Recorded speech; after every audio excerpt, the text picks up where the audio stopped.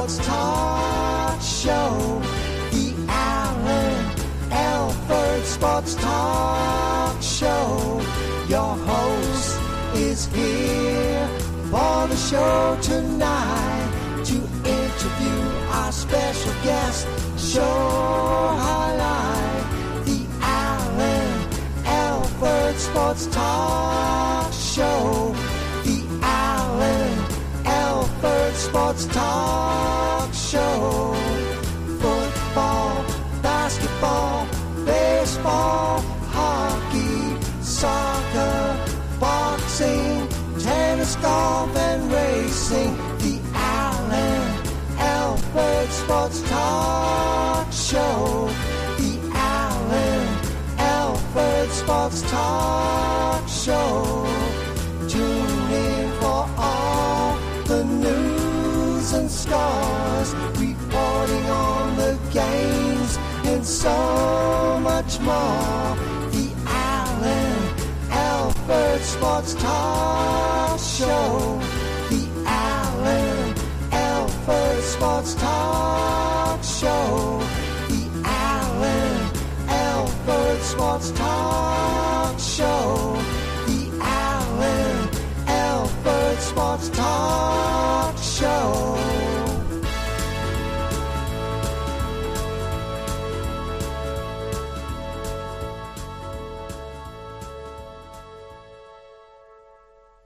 Welcome, everybody, to another awesome and amazing episode of the Alford Sports Talk Show. So glad to have you with us. And make sure to turn this music off here. So great, we got to play it the second time, right? Really appreciate you all joining us here on the Alford Sports Talk Show.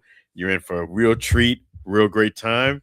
I see you there, Mickey Delaney. Really appreciate you joining in. How you doing? It's awesome. All right. We have a fantastic show for you guys tonight. And the live chat, as you see, is working. It's on. It's right there. So appreciate you. Really appreciate you, Mickey. Yeah, so let's go ahead and unpack this show. First and foremost, let me go ahead and just give major shout outs to a few people here.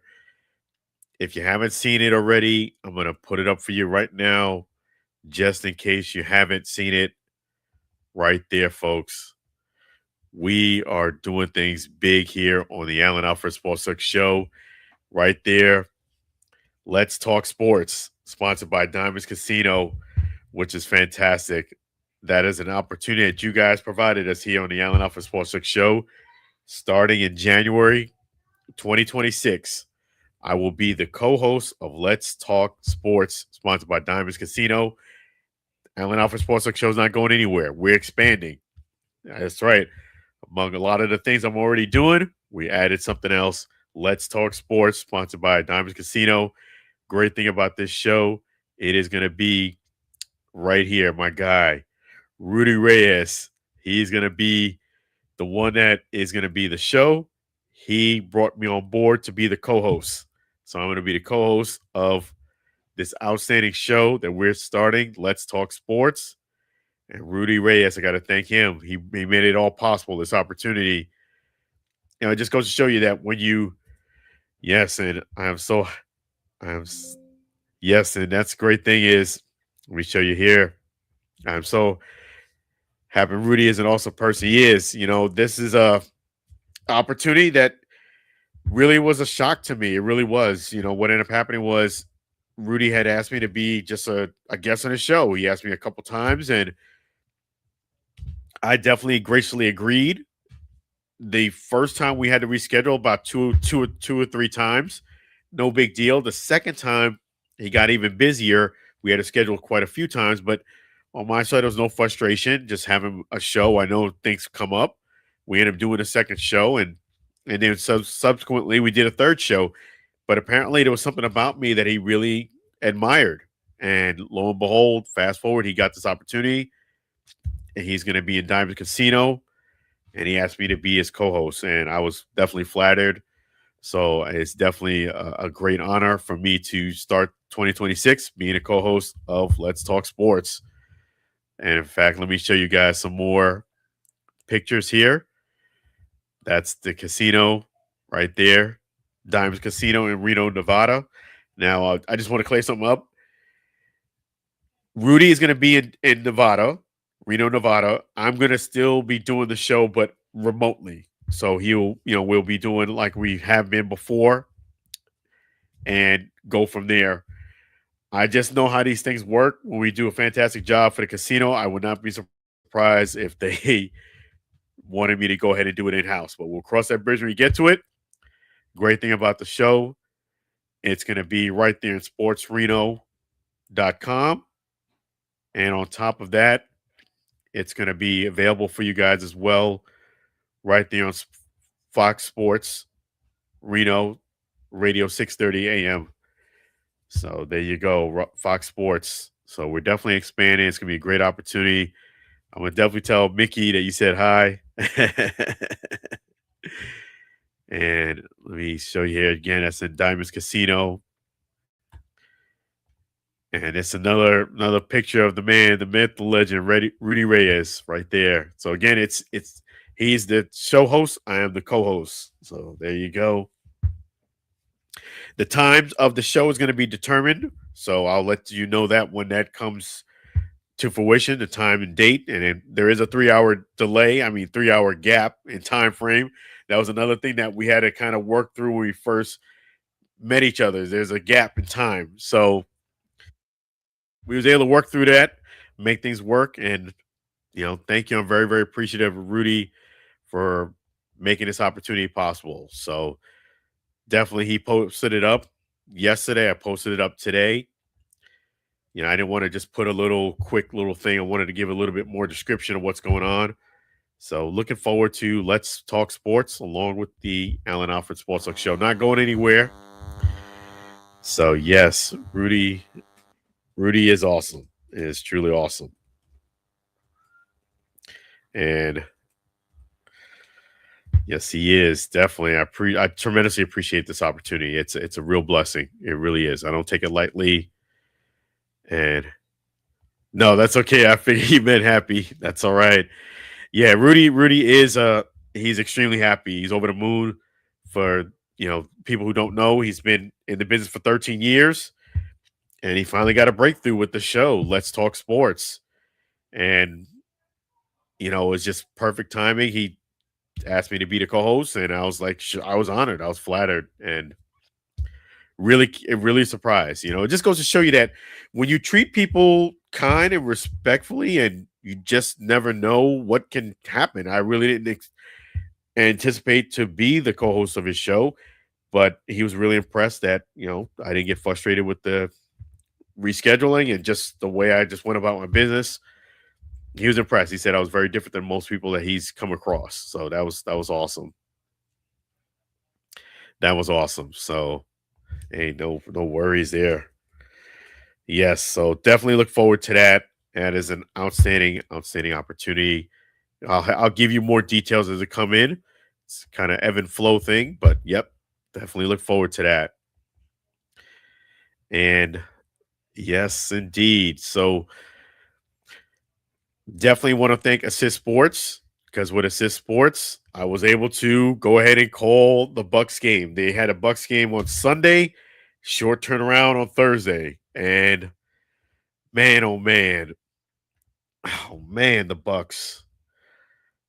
To me, to lose both games to two losing teams, the Saints, as well as to lose to the Falcons last night, it's just unacceptable. Yes, they still have a chance. It was a 70% chance if they won yesterday's game. It went down to 54% chance. So they still, even as poorly as they looked recently, they still have a very good chance to make the playoffs. It really depends on how they end the season off. That's what it all comes down to. I think they still have a chance to make it. The bright spot about them playing so poorly was that Mike Evans was frustrated. Coach Todd Bowles was frustrated. The entire team was frustrated, and they should be frustrated because, first of all, you shouldn't have lost to the Saints. And me calling a game, I felt as if the game on Sunday was getting away from them and they probably were going to win, was during halftime, right before halftime, they had like 11 seconds and they kept playing with no timeouts. They kept playing games when it came to kicking a field goal. I'm like, listen, just go ahead and kick the field goal. You have no timeouts. Kick the field goal. I know it was raining. I know it would have been a pretty decent long kick, but I would have attempted it. And on top of it, the Bucs, what did they do? I said, hey, don't run another play, because if you run another play, I said this before the play happened. If you run another play, you could get an offensive penalty and it'll take you out of field goal range where you won't even attempt to kick the field goal. What did they do? They did a holding penalty, and lo and behold, just like I said happened. They had a penalty. They're further back 10 yards in the rain. They didn't even attempt to kick. Once that happened right by halftime, I just knew they weren't going to win the game. I said, you know what? Either you don't really want to win the game or you're playing too many games and you're just taking things for granted where you think you could do whatever and still win a game against a losing team, the Saints. Well, I was right on that when they lost the game.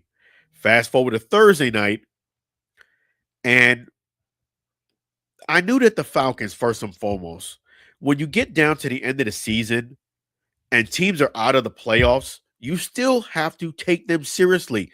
Reason why is because they want to be on spoiler alert. They want to be on spoiler alert.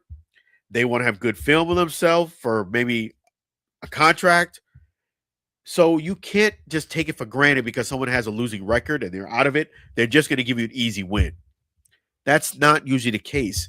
And the Falcons, I didn't think they were going to give you an easy win because, number one, they have B. John Robinson back there, who's a baller. And, you know, he was playing. And Kirk Cousins has something to prove because he's playing and he wants to at least audition for maybe the Falcons or another team. So people had something to prove. So I didn't think it was going to be an easy win, but if the Bucs did what they're supposed to do, they should have won this game. That's just flat out. If you had Mike Evans playing, you understand? You had guys coming back.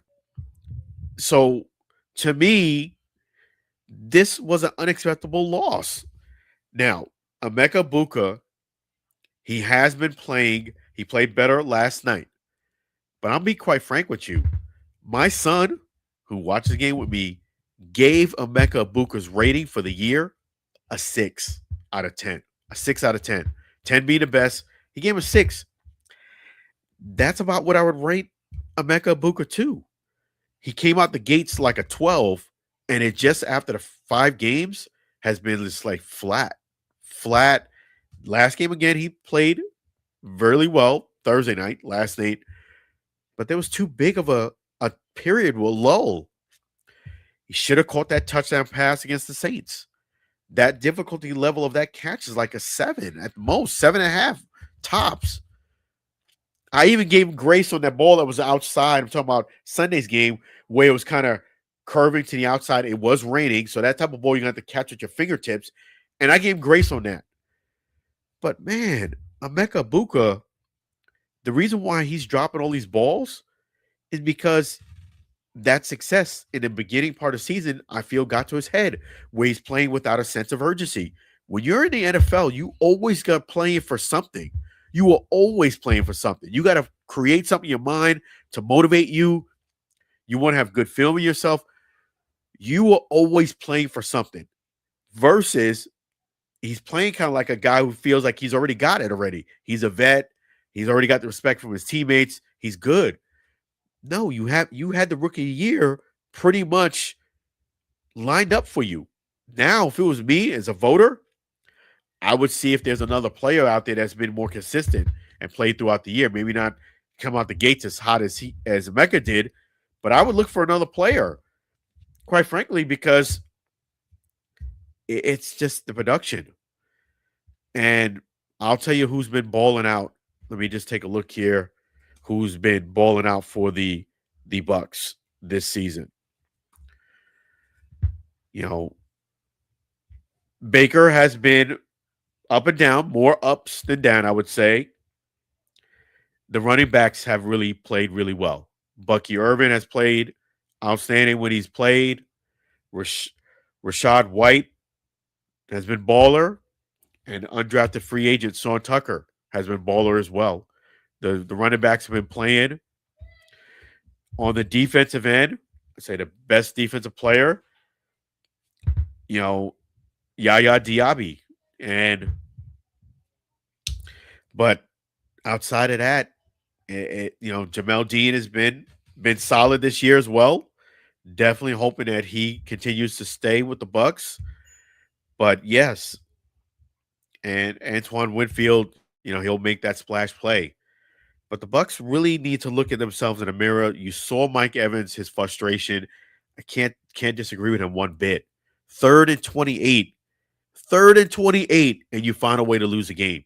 Up 14 going into the fourth quarter against a team, you're at home, a team that is already eliminated. And not to say that it's going to roll over and let you win, but man, you made Kyle Pitts Sr. look like he was, you know, better than Tony Gonzalez, who was calling the game. I mean, he was just 3 touchdown passes, just baller. And the Bucs really need to wake up and start tighten up the belt. You still have a 54% chance of making it even after that loss. You got to do better. You got to take some personal accountability. I appreciate that, Tiffany. Really appreciate that, Tiffany Roderick. Thank you so much. Appreciate the love. Always appreciate that. Thank you. And it's just disappointing that the Bucs would let it come to this. I mean, you are better than this.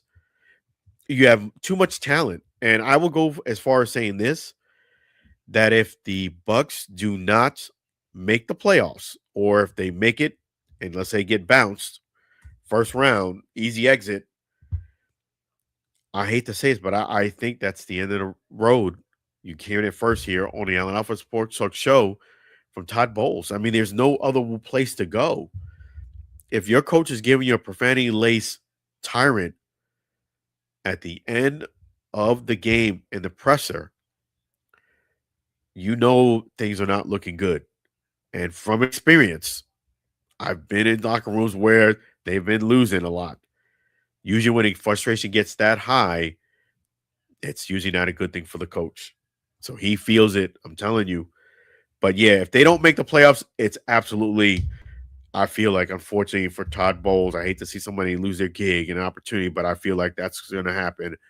And if they make it and get an early exit, I think that's still going to happen too. But there might be a little bit of grace if there's an early exit. But I think if you don't make the playoffs in your Todd Bowles, I don't see another way. There's just too much talent on that team. There's just way too much talent on that team. Emeka Ebuka, Mike Evans. And I know that Mike Evans is not the Mike Evans' prime. My son said it, and I agree. He's looking a little old. He runs a play. He do it like this. He get that substitute. He coming out, But you still have Yaya Diaby, Levante David, Bucky Irvin, Sean Tucker, as I mentioned, Rashad White, Antoine Winfield Jr. I mean, you have just too much talent. Baker Mayfield, too much talent in that team. And with that start that you have to make the playoffs. So the Bucs, wake up call galore this weekend. You lost 2 games against 2 losing opponents that have both been eliminated. The Falcons maybe not weeks ago, but the Saints, their record. One other thing I would say on the Bucs too is I feel like they had fool's gold in the beginning of the season. They won, all those games in a row, 4 games, I believe, in a row. And I feel as if because they won those games at the last moment, they felt as if their head got too big, that they could kind of out-offense all the teams in the league. No, that's not the case. You can't out-offense some of these teams out here. The Rams, you cannot out-offense them. And the Buffalo Bills, you cannot out-offense them either. The way that you have to win the games, talking about the Bucs, is you do your offense, got to get Mike Evans involved, got to get Emeka involved, and your running backs, and you play solid defense. You don't have the top tier juggernaut offense where you not only do I say that in not putting you down or anything, but those teams have a very dynamic range of offensive plays. I've been calling the games on assist live on assist.com, assist sports, and the Bucs do not have that type of explosive, really dynamic offensive playbook. It is, quite frankly, somewhat basic of an offense. You just don't have it. It's not saying anything bad, but you got to know who you are. You have offense. It's enough to win games, but you have to play solid defense, because if you don't play solid defense and you're playing against a team like the Rams, team like the Bills, the upper echelon of teams, you're going to lose. I'd even throw the Falcons in there too. The Falcons have one of those type of offenses that can get hot. Drake London was not playing, so they do have playmakers. The Bucs got to understand that we don't have that top tier type offense. We have middle of the road, maybe above middle of the road in most cases, but we're not going to be a gunslinging type team where we're going to go blow for blow. You got to play solid defense. Solid defense means pass rush.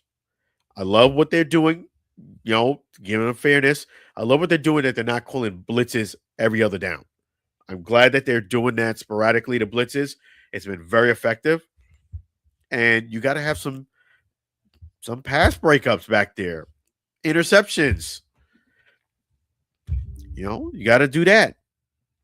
So tighten up the belt if you're the Bucs, because people have been calling that fact that you guys should be making the playoffs, and right now I see it slipping right in front of my eyes. Embarrassing loss. Mike Evans is 100% right. Should be frustrated.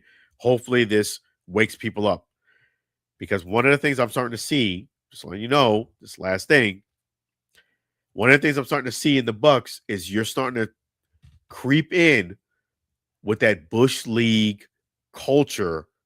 It's starting to seep itself into the Bucs. Pre-Tom Brady, the Bucs would just go through the motions and act like they're playing hard. But someone like me who knows, you're just going through the motions. You're not really playing with your heart and soul and really playing like you really want to win. You're just kind of putting on a show to go through the motions, hoping that no one notices. I starting to see that culture starting to come back, post Tom Brady. I'm starting to see it, and it's starting to rear its ugly head. A guy like Mike Evans, he could see it too. That's why he's frustrated. 3rd and 28. I could see it starting to creep itself into the Bucs. Not just this game, but it's been slowly but surely starting to come back. Get back to Tom Brady. What would Tom Brady do? And you'll start winning games. So let me go ahead and make sure I answered all of these questions here that we have here. Wake up, Bucs. Wake up. Let me make sure I answered the questions here that you guys have. Okay. How did a team eliminated from the playoffs play so well? Okay, very good. The reason why that they played so well is because, they have nothing else to play for. Nothing else to play for. When I say it like that, I'm meaning they still have film. They still have individual goals.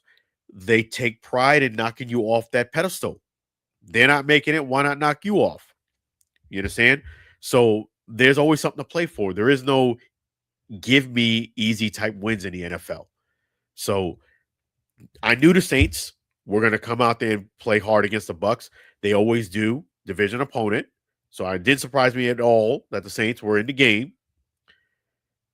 Tyler Shuck made the Bucs look like a fool. He outplayed. I played them. And the Falcons, I knew they were going to try to win too. Raheem Morris used to be the coach of the Bucs, so there is some personal attachment there. He doesn't want to, look bad in team that unfortunately did parted ways with him many years ago. So, yeah, there's always something to play for. B. John Robinson is always balling, so there's always something to play for. Find something to motivate you. That's what you need to do. Who on the Bucs has performed well? I mentioned the 3 running backs. Yaya Diaby. Baker has been more up than down this year, so that's always positive. And, that's Emeka started off hot and just been flat up until last game. It's nice to see him smiling again, but he's got to get back to the guy that was hungry. I feel like he's too lackluster right now. Yes, the guys think you could ball, but you need to play. You need to act like, hey, I still need to keep their respect. I need to earn their respect. I need to be a playmaker.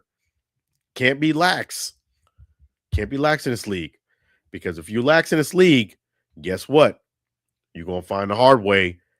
They don't play no games in the NFL. I'm not going to say it, but you in a Bucs uniform, you want to stay in a Bucs uniform. If you know what I mean. You got to ball out. Find something to wake you up. Why was Mike Evans so upset? Because he knows. He knows it's starting to become pre-Tom Brady culture, Bush League culture. That was there for quite some years. So he could see the writing on the wall. And he knows 3rd and 28. Come on, man. Come on. And even then, you were 2 scores up in the 4th quarter. You couldn't get a first down. You threw a pick. It's just sloppy football. And, I'll say this here. Can the Bucs still make the playoffs? They have a 54% chance, even with that loss. So it's not eliminating themselves. It still looks poor, but they still have a very good shot. See how they end this game. You got Carolina. You gotta win. It's must win on your last 3 games. Who was the game's MVP? My man, Kyle Pitts Sr. Kyle Pitts Sr. was the MVP of the game. No doubt about it. MVP balling out. In fact, let's go to the videotape and I'm going to show it to you. My man, Kyle Pitts Sr. just doing it big time, man. Yes, sir. Here we go. Kyle Pitts. Kirk Cousins looking for a target. Throws it complete to number 8. Pitts Sr. Touchdown. Pitts. Touchdown. Wait, folks, there's more. So, man, Pitts was doing it big time. Yes, sir. Yes, so, man.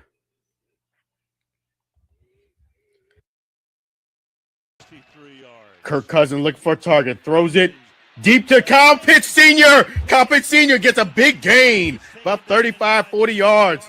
Kyle Pitts Sr.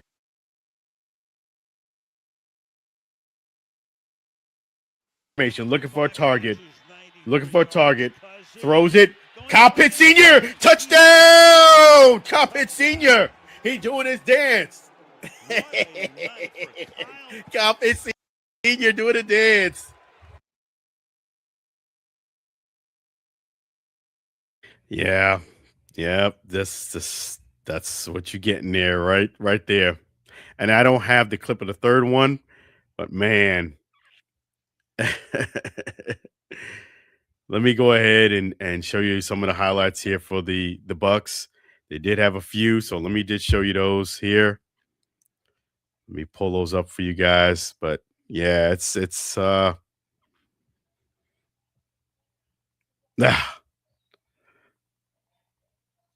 me just go ahead and pull that up for you guys. Let me just see it here. Hand off to Sean Tucker. And he touchdown, Sean Tucker, my guy. Undrafted free agent, another touchdown for Sean Tucker. Let's go, Bucs. Sean Tucker, undrafted free agent, my man balling out, doing his thing.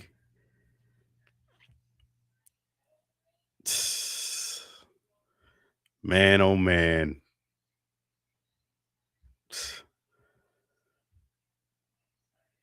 There you go.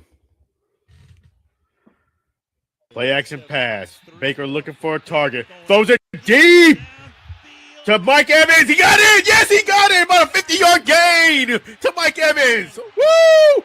Mike Evans doing like this. Let's go. Let's go. Mike Evans. Nice to have him back. Woo! Mike Evans. Big gain. Big gain there, Mike Evans. But yeah. Yeah, it was always a pleasure on Sis Sports. Really, really appreciate them. Let me go ahead and give them their props there. Sis Sports live on Assist. So awesome. Live on Assist. And in fact, let me just make sure I have that date for you guys here for the next Bucs game. It's getting near the wire. Sunday, December 21st, Carolina Panthers in Charlotte at 1 o'clock Eastern time. So I'll be go ahead and calling the game. That is a must win for the Bucs. Must win. They're playing against the Dolphins a week later. Another must win. And they play to end the season, the Panthers. So at least you're playing the team that you have to beat 2 out of the 3 games. So yeah, it's time to show up or show out. It's time to show up or show out. 2 of the last 3 games are with the Panthers, starting the 21st. Then they get a game with the Dolphins. Then they back in. Then they play the last game. So you control your fate. If you're the Bucs, man, you got no excuse. You got to win these games. No excuses. As Coach said today, no excuses. If you're the Bucs, no excuses. 2 of the 3 games against your top competitor in your division, the Panthers, playing them next the 21st, last game of the season, and in between them, you're playing the Dolphins. Time to step up or step out. Go big or go home. So yes, and let me go ahead and pull this up here. Kyle Pitts Sr. was the MVP of last night's game. 3 touchdowns. 3 touchdowns. Ball alert. B. John Robinson was second. So there you have it. Loss for the Bucs. But as bad as it is, it's not over yet. So we're going to go ahead and switch gears a little bit and talk about Phillip Rivers. Phillip Rivers got the call that most athletes just dream about and wish about. A team has a need and wants to sign you. The Indianapolis Colts called up my man Phillip Rivers, and he got that call, and he said, yes, sir, I will take that opportunity and go ahead and see what I can do. And he said yes. At the age of 44, the young age of 44, got the opportunity that most guys just don't get in the NFL. So let me talk about that. First and foremost, before I get into Cam Newton, that's remarkable and outstanding for Phillip Rivers to get a phone call from the Colts that, yes, we can use your services, and yes, we need you, and we want to sign you and bring you in to see if you still got it. At 44 years young, to me, Phillip Rivers, he's winning. Whether he's winning on the field or not, you get an opportunity like that, you already won. Whether you win a game or not. 44 years old, painting the house, chilling, and in phone ring, text, the Colts want to sign you and give you an opportunity to play on the field, something you've been gone for some years now. That's remarkable. Outstanding. Congratulations to Phillip Rivers getting that phone call. All things are possible through Christ. He's got that phone call. So that's first and foremost. So, to the victor comes the spoils. My man Cam Newton completely throws underneath the bus Phillip Rivers' opportunity at his signing to say, you being this, I'm just paraphrasing here, you being the Colts basically slapped me in the face and I'm a much better option than Phillip Rivers is at 44 years young. You should have signed me, not Phillip Rivers. Paraphrasing what Cam Newton was basically saying. Cam, they weren't going to sign you, man. They weren't going to sign you. You know that. I know that. Even if they knew you were available. Let's start from the top. In business and in life, let me give you some enlightenment. Okay? A lot of times in business, it's not what you know, it's who you know. It's not what you know, it's who you know. Meaning they had made their decision prior to calling Phillip Rivers. They wanted him as their guy. That's what it was. In life, that's how it goes.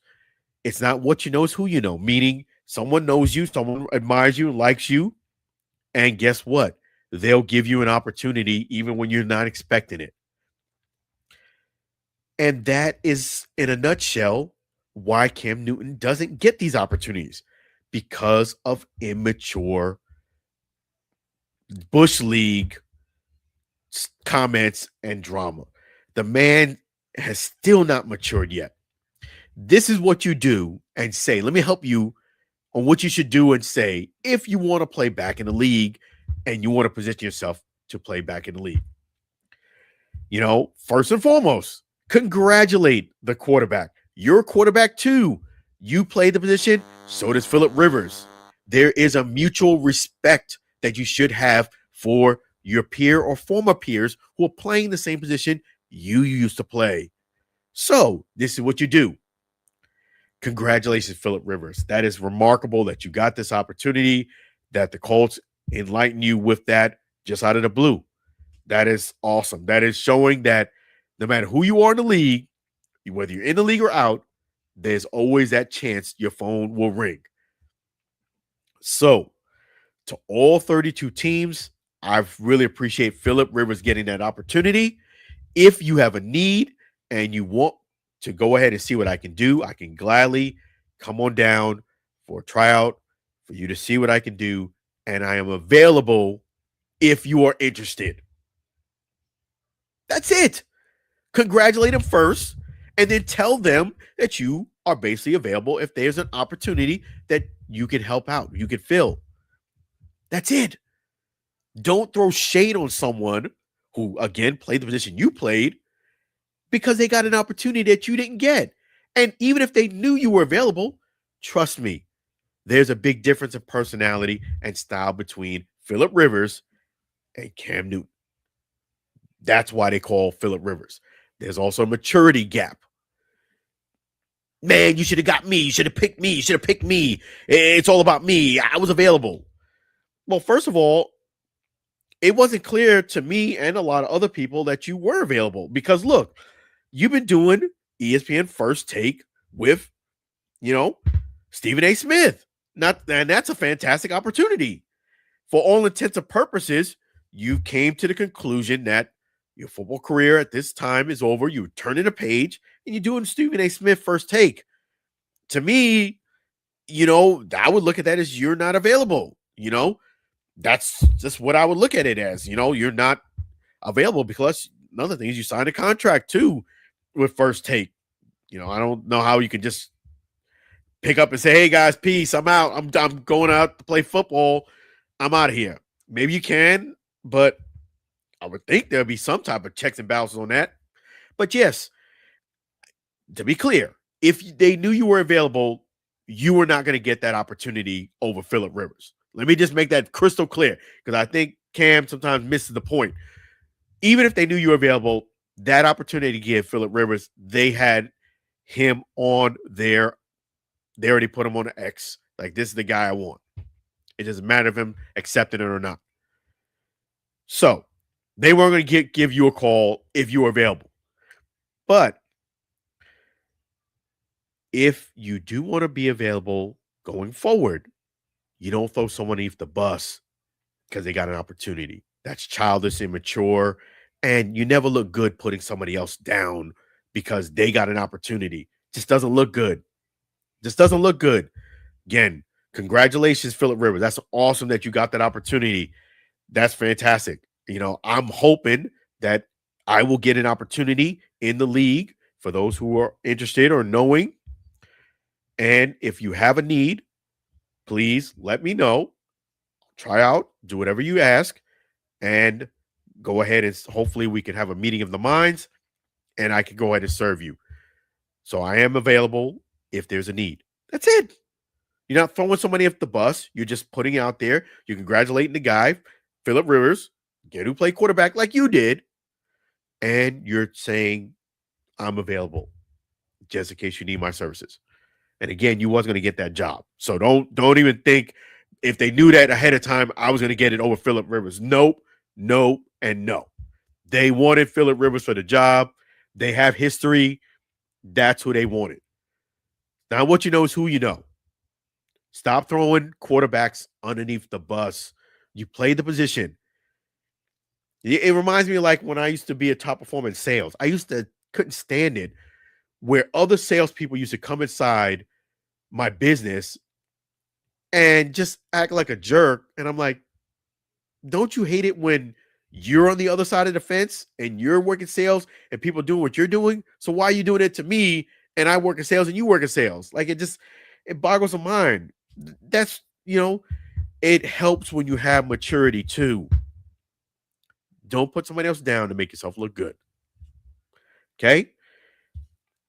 And that's not how you go about telling people you're available. Because, again, I thought you weren't available either. You're doing first take. Got that gig. Got that opportunity. Stephen A. Smith. And all intents and purposes, you turned the page and closed that chapter on playing football. You had it open for a while. Nobody called for big time. And then you got other opportunities. Such as life. You can't just keep turning out opportunities. Cam, got to play your PR game. Got to play a PR game if you want to get back in the league and play in the NFL, be a quarterback. And last thing I'll say is this. If you do get an opportunity, talking about Cam Newton, stop trying to be the best dressed guy on the team. That doesn't have anything to do with winning games. Guys want to know that you got their back. That you're playing not just for yourself, that you're playing for the team, that you're in it for everything. And you can ingratiate yourself and be just one of the guys. You do that, you go and earn a lot of camaraderie with your teammates. They'll play harder for you because they know that it's not just about you and being the best dressed guy and being the coolest guy on the team. That doesn't work a lot of times when you're the quarterback. You understand? Maybe it works if you're in another position on the team, but not the quarterback. It's a thought. Just a thought. And appreciate the opportunity you do have. You got a great gig there with Stephen A. Smith. Appreciate that you're doing that. There you go. And now we're going to switch gears. And we're going to talk about some baseball there. Oh, before I do that, let me go ahead and give you the predictions of this week. Let me pull that up here for you guys. Let me pull up the predictions for this week. And then we'll talk about, what happened there, Major League Baseball, the inductions. Let me go, induction, there's only one, but I'll talk about that. Okay. Let's go. Let me pull this all up here. Yes, Thursday Night Football, I got that one wrong. I did pick the Bucs to beat the Falcons. And now the Bucs are 7-7, 500 team.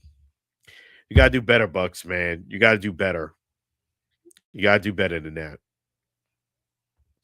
Got to do better. Okay. You started off 4-0. I mean, you're out the gates. So let's go ahead and go over the picks. Ravens and Bengals, that should be a very, very good game.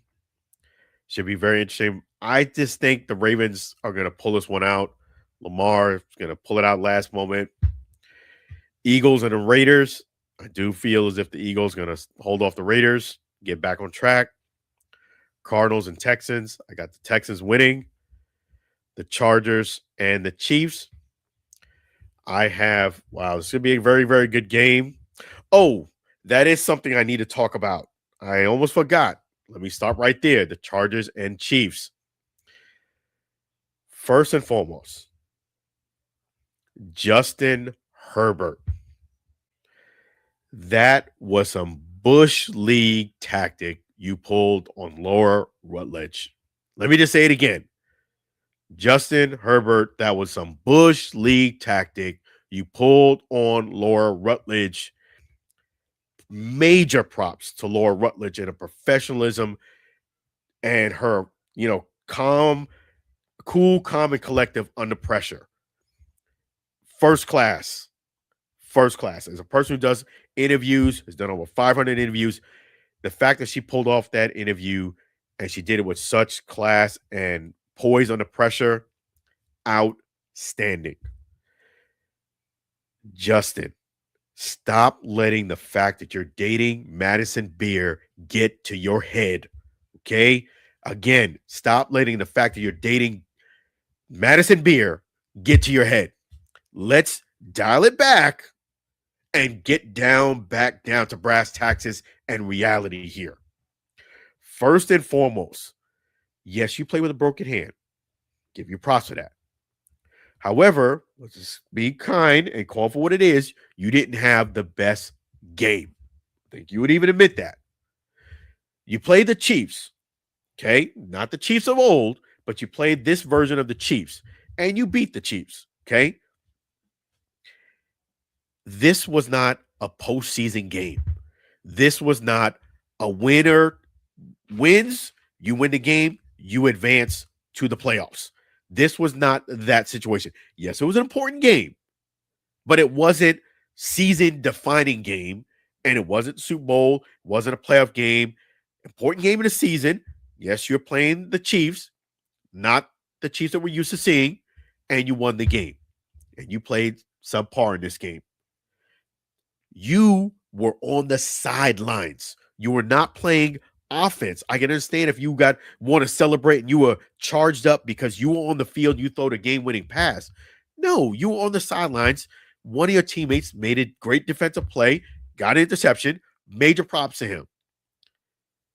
But you can't tell me you are so inept of winning big games that you're going to celebrate like you won the Super Bowl and blow off your responsibility. You are the quarterback of the team. Always expect when you win a game or lose a game, they're going to go ahead and interview you. Let me just give you a heads up right now. Game over, they're going to walk up and want to interview from me whether I win or lose. Period. That is your responsibility and obligation. And this was a primetime game.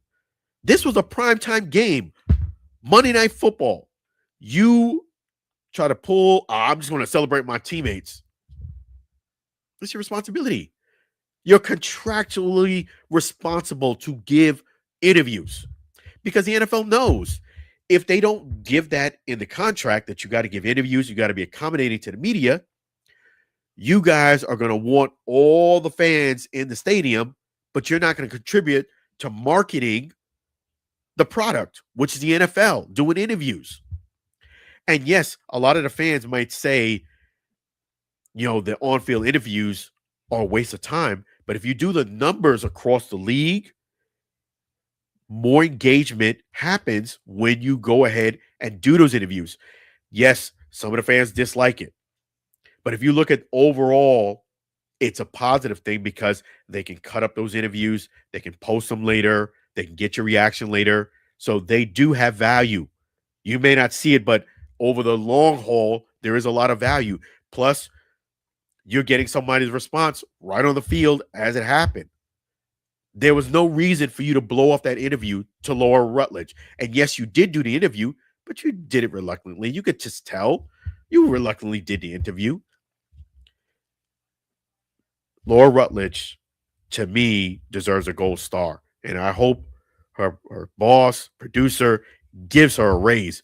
Because to me, if that was me on the field and he was acting like that, aka Jerkville, I would have just let it go. Because me being a guy, that's another thing where a female does sometimes have an advantage.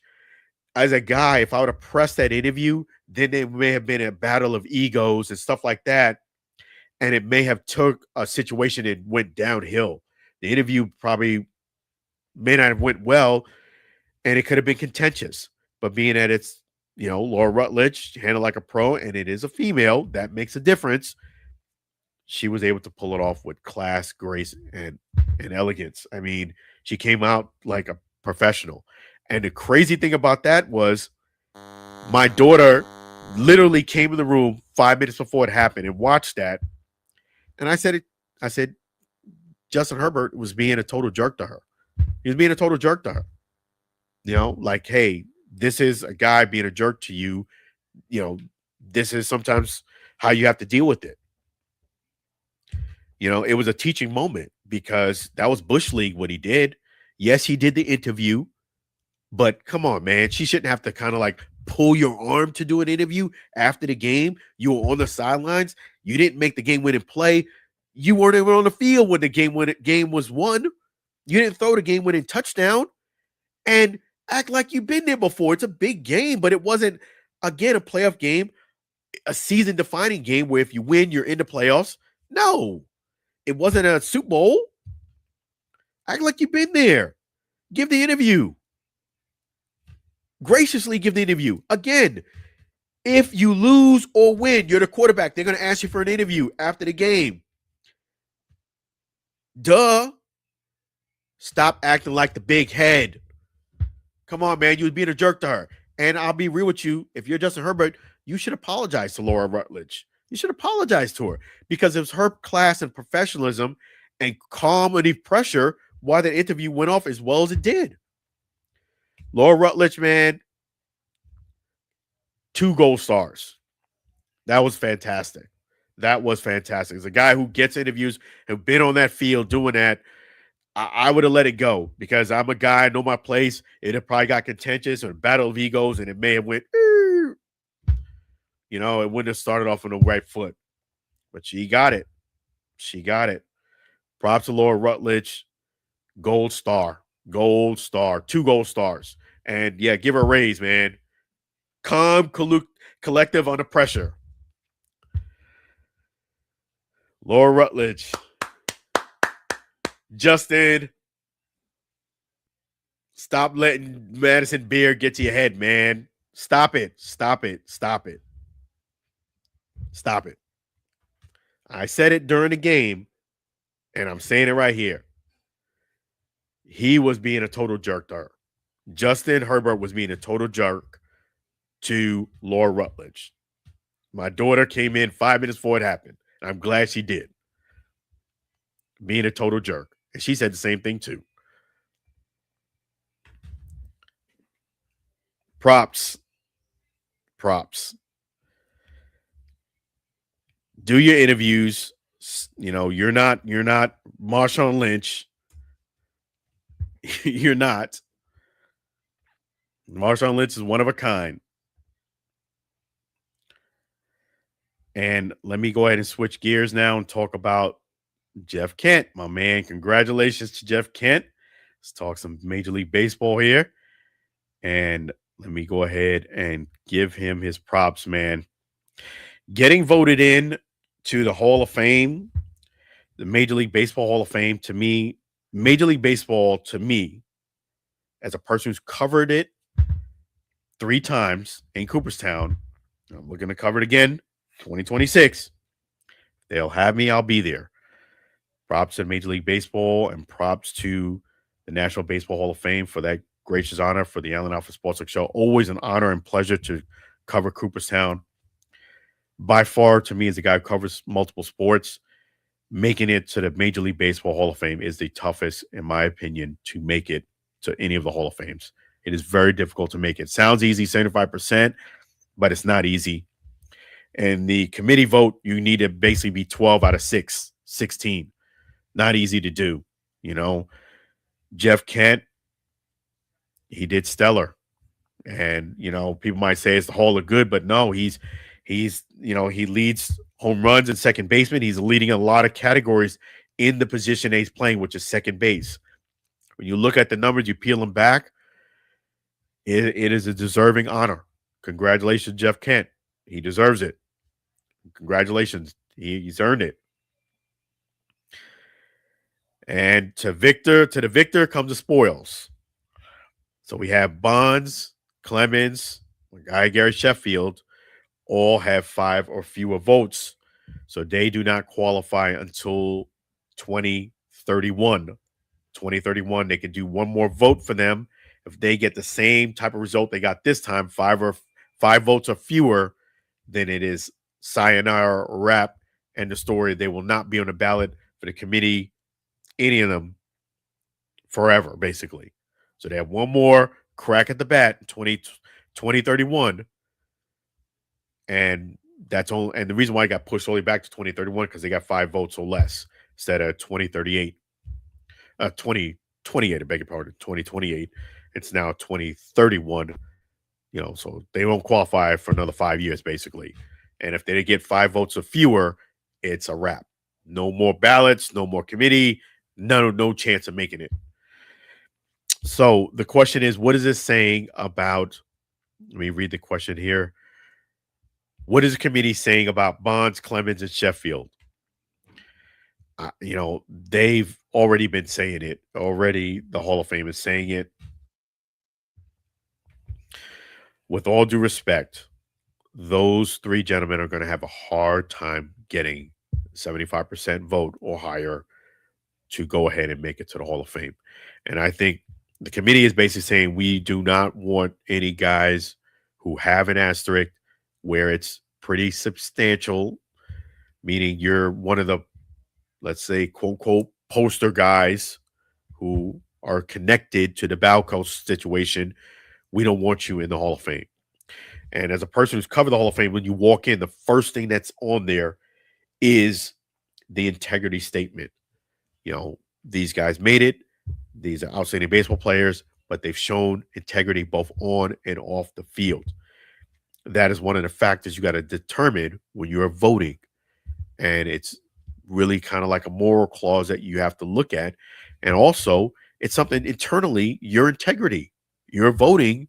Are you going to ignore one of the rules and one of the foundations that they put on the ballot? And, it's unfortunate, but another reason why I don't think the committee wants to have some of the guys that are connected to this Balco situation is because in a way, you're going to open up Pandora's box. If you let Bonds in, you got to let Clemens in. You let Clemens in, you got to let Sheff in.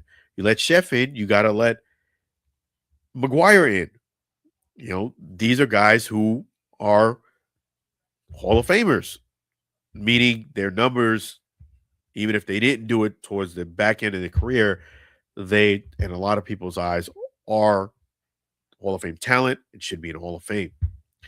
It's going to be a hard, tough go for any of them to make it to the Hall of Fame. I wouldn't say it's impossible because all things are possible through Christ, but you're going to have a major shift in thought process, outlook, and feeling about guys who are connected to, that Balco situation. Because outside of that, I just don't see it happening. To me, when it comes to Barry Bonds, the stat that gets him in the Hall of Fame, even if he doesn't pass Hank, even if he doesn't have 700 home runs, even if he doesn't have 600 home runs, the stat to me that a lot of people overlook, but to me as a voter that I'm voting for, is 500 home runs and 500 steals. Barry Bonds is the only person in Major League Baseball history that has 500 home runs, 500 steals. So to me, that's first ballot Hall of Fame. And it's unfortunate he's not in the Hall of Fame, but those are usually the decisions that people make. When you make those decisions, and they're borderline integrity type decisions, and you go left instead of right, you have to live with the consequences. You have to live with the consequences. And unfortunately, A lot of those gentlemen should be in the Hall of Fame, but they're not going to be in the Hall of Fame, unfortunately, anytime soon because of poor ethical decisions. I tell this to my kids all the time. Be careful who you associate with. Be careful what your integrity matters. Integrity matters. That's why I was so pumped up about that Terrence Crawford thing, because I felt like you were seeing a breach of integrity, and that could spill into kids doing the same thing. So it's going to be tough for those gentlemen to make it to the Hall of Fame. And I think the biggest thing is because of the connection, and then they have to open up Pandora's box, and I don't think they don't want to go down that road. So I think it's going to be really tough. 2031 is 5 years from now. The committee is making it. They've been saying it, not just this vote, prior votes, but even this vote is even more glaring. 5 votes or fewer. So not even 2028. You got to wait to 2031. 2031, unless there's a shift in the outlook, which I don't see happening, it's a wrap. It's out of here quicker than any one of those guys' home runs, except for Roger Clemens. It's faster to the plate than one of his fastballs. I don't see it happening. It's an unfortunate situation, but I would have to say I can't disagree with it.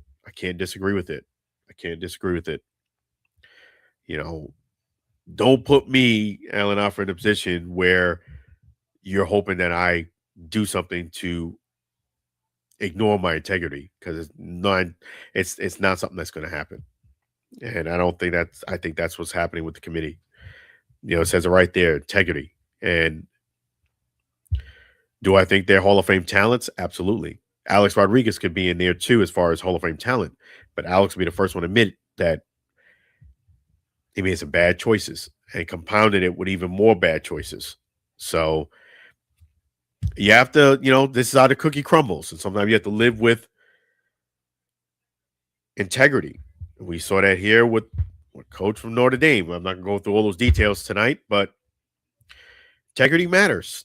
And what you're doing on and off the field matters. And yep. So no, I don't see it happening for those gentlemen. It's I really don't. I don't see it happening. I really don't. I've been saying that for a while now, but situation like what you saw this week is pretty glaring. It's just man, the guy that you tussled with and had up and down relationship with, Jeff Kent and Barry. If Jeff Kent's getting in before Barry, that's showing you how much they have already made their decision up, how much they've made their decision. Because Jeff is definitely a great player, and Hall of Fame worthy, but there's a gap there between the Barry Bonds, the Gary Sheffields, the Rogers, the McGuires, and Jeff Kent. I mean, not throwing shade on it, but there's Hall of Famers and there's Hall of Famers. So props to Jeff Kent. He deserves it. He got it. He got it before those other guys. Integrity matters. That's the thing. Integrity matters. So we're going to end on that note. If you can go to bed at peace at night and know that you did something that did not violate your integrity, sleep with a good night's sleep this weekend. Have a great weekend. Definitely want to go ahead and give some props before I roll on out of here to my man, none other than Sam School of Songs. He's got a new album out. Make sure you guys check it out. In fact, let me go ahead and read what he wanted me to make sure I tell you guys about. Let's pull this up here. Sam School of Songs. Let me just take a look here. Yep, Sam Scola Song Collection Volume 43 is out. Go Patriots, he says. Sam Scola Songs. He does all the music for our show here, the Allen Alford Sports Talk Show. Thank you to Sam Scola Songs and his wife Mary. Just came back from vacation. Really appreciate you. All of the songs, and including his new album, are available on YouTube and Spotify. Definitely check that out. Some awesome sounds, awesome music. And guess what? We have an opportunity for you to talk and meet with Sam Scola Songs. Sing along with Sam at gmail.com. Sing along with Sam at gmail.com. That email is for deals and it's for deals and opportunities. It's not for spam, please. So make sure you keep that in mind. Sing along with Sam at gmail.com. So without further ado, we're going to roll on out of here. That's his poster there, saying Sam Scola Songs. We're going to roll on out of here with a Sam Scola song. So you guys have a wonderful weekend. Be blessed. Be well. Tremendously appreciate you guys. Thank you for all the chat messages. Thank you for your support. Thank you for putting us in a great position for opportunities. You guys are wonderful. Really appreciate you tremendously. Be blessed. Be well. I will be back on Friday night again. 8:30 p.m. CST, 9:30 p.m. EST. Take care of yourself. Have a great night. And I'll see you next Friday. Let's go.